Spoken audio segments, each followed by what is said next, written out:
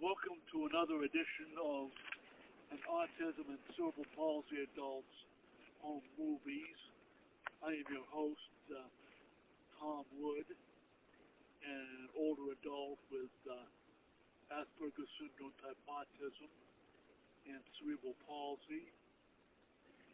And one thing was to welcome you into my own world. And of course, with it, it is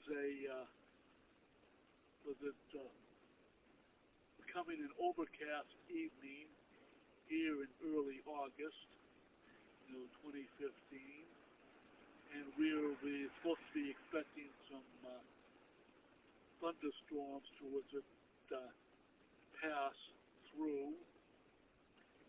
That in the next probably between now and midnight. And of course, as a person trained in science and engineering, I have always been interested in phenomenon such as the weather.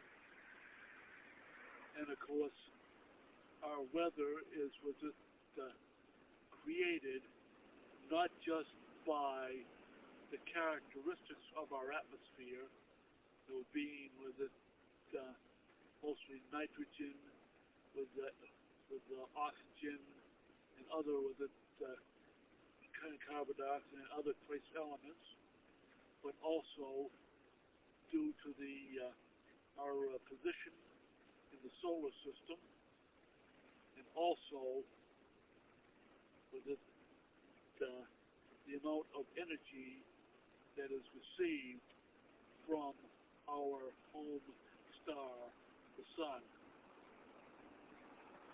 Of course, on a sunny day, typically the sunny day would have full sunshine, of course. On any typical day, in a square meter of the Earth's surface, the surface receives 1 kilowatt of photon energy, per square meter, and of course that heats the surface.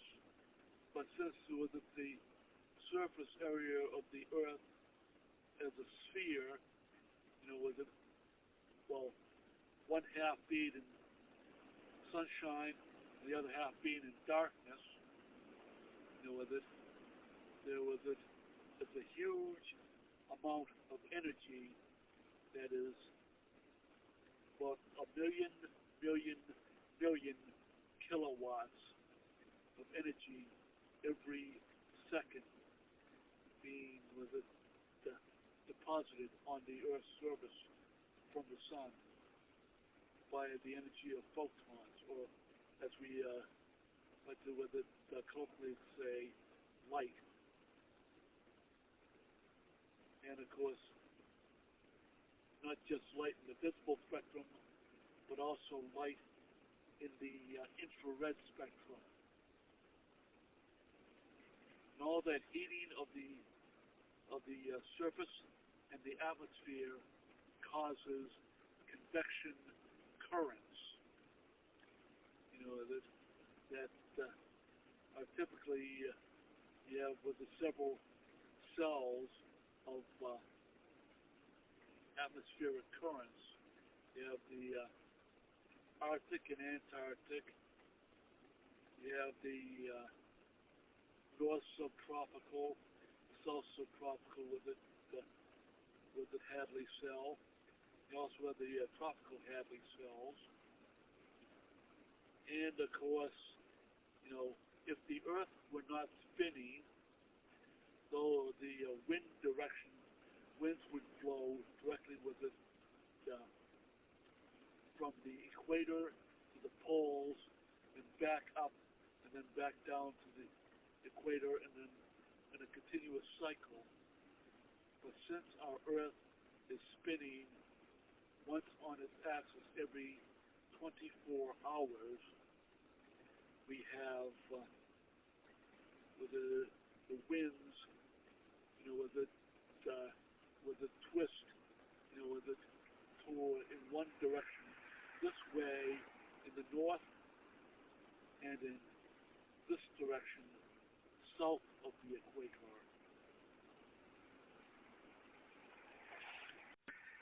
Being a summer evening, the temperature outside here is almost 28 degrees Celsius. Of course, you notice that I am using the Celsius scale, which is the one of the two temperature scales that is used in science, the Celsius scale and, of course, the Kelvin scale. Being trained in engineering, I have always preferred to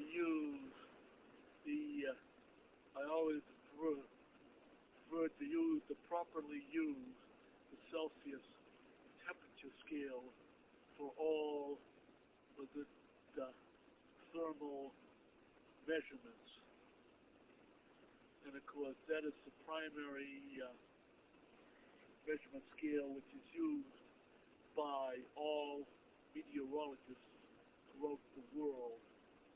And yet, here in the United States, we still use the old, antiquated, out of date, and also was it non-standard Fahrenheit temperature scale for indicating how hot, what the temperature is outside, here in the environment.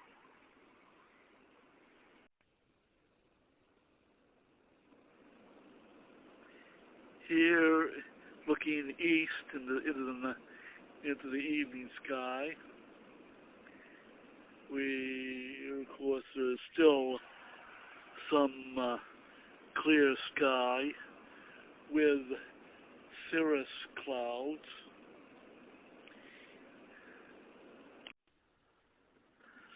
Of course, the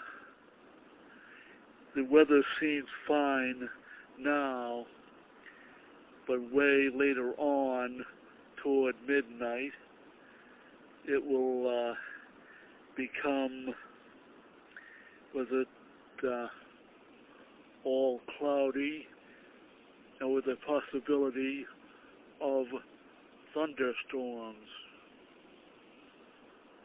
That,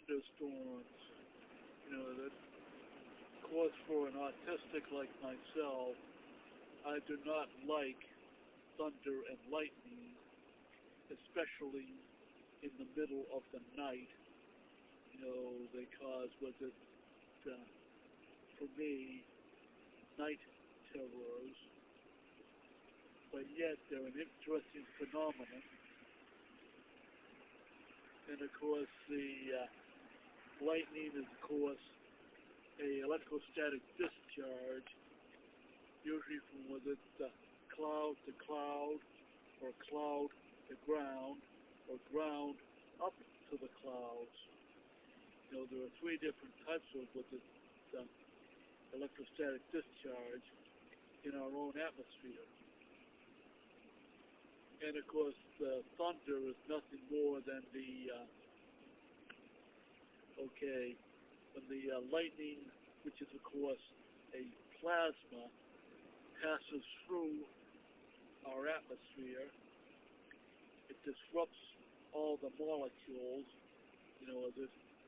in the atmosphere in its path, and of course the molecules come back together, and of course make the sound of thunder.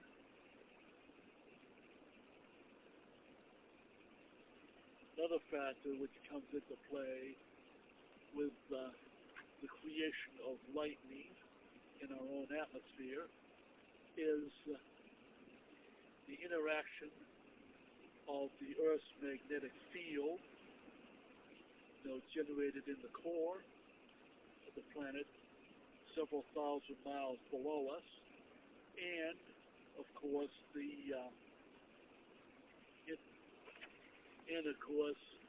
interaction of cosmic rays coming down from space into our atmosphere. And with it, there is a theory that says that lightning can be generated, initiated via cosmic rays. When the conditions in the atmosphere are just right, which is of course during a thunderstorm.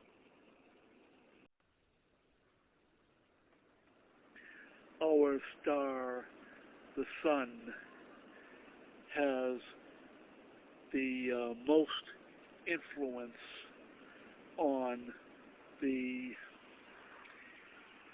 atmosphere and the climate of our planet, the Earth. And of course, there are other factors like the balance of the different gases in our atmosphere, and of course the one we are concerned about now is carbon dioxide, because carbon dioxide,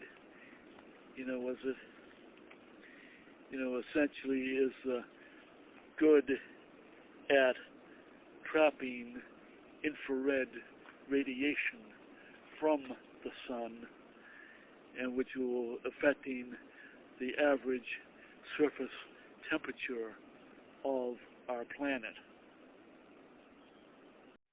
There are plenty of people, that not just among the public, but also was it policymakers, or shall we say those who were supposed to be the ones who were supposed to look out for the best interests of the people, who think that man-made climate change is a total fantasy. Unfortunately not. That even though volcanic activity produces a large quantity of the carbon dioxide, but also with it, and methane coming out of the from beneath the planet, and with it warming up our atmosphere, we also have the secondary effect of our own action, of our own activity over the past 200 years of massive use of fossil fuels. First coal, and then oil. Of course, of both of these resources, there is still only a finite amount of it still left in the ground. All the rest we have essentially burned and turned into, greenhouse gases over the past 200 some odd years. The fossil fuels that we have burned are not being replaced in the lifetime of the Industrial Revolution, which has been happening for the last 200 years. And of course, these fossil fuels were originally created, especially with coal, or was it more than 300 million years ago? It will take another 300 million years to replace all the coal that mankind has burned since the start of the Industrial Revolution. And the only way that that can happen is through the passage of time and through the process of plate tectonics, which is, of course, powered by the core of the planet, which is, of course, the largest nuclear reactor on Earth.